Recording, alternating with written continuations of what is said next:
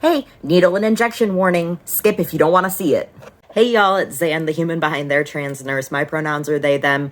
Today is Medical Monday, and this is part 2 on how to self-administer an intramuscular injection. And so part 2 is how to prepare for your injection. Step 1, you're going to take your vial of testosterone and put it in a warm place on your body. Some people hold it in their hand for 5 to 10 minutes. Some people put it under their armpit. I have a big chest, so I tuck it under my boob and let it sit there for 5 to 10 minutes. Helps make it less viscous. Oil is pretty thick, and so when you warm it up, it gets thinner. It makes it easier to draw up.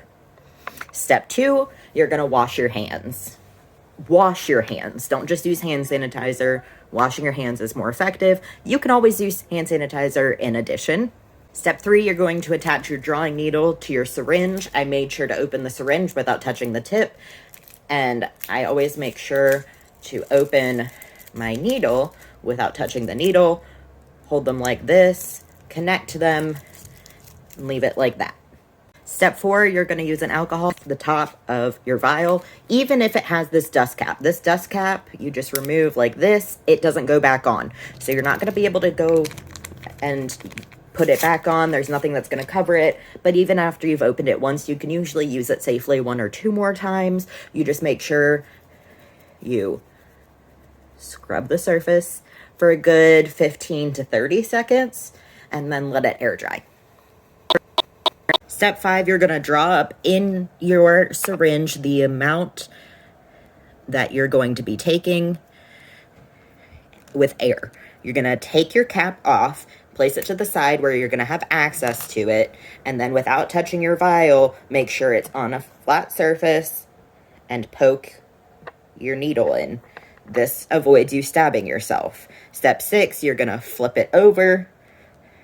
You're going to inject the air at the top of the vial, and then you're going to draw up the amount that you need.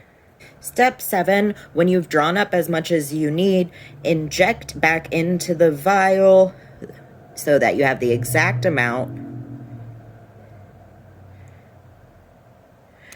Go up in the vial where it's just air and draw back so that you're just drawing air back. That's going to take out the amount of medicine in the needle because you're going to later use that same amount of space in your needle to inject your medication, and this ensures that you get the exact dosage that you need without wasting any in a new needle. Step 8, cap your needle by not holding the cap and just sliding the needle into it. That prevents you, again, from stabbing yourself. Twist it off, place it in your sharps container. Take your injecting or administering needle. Again, careful not to touch the tip. Connect it and prime it so that you see just a little bit coming out at the tip, so you know that you've gotten all the air out of your needle. You can do this with the cap still on.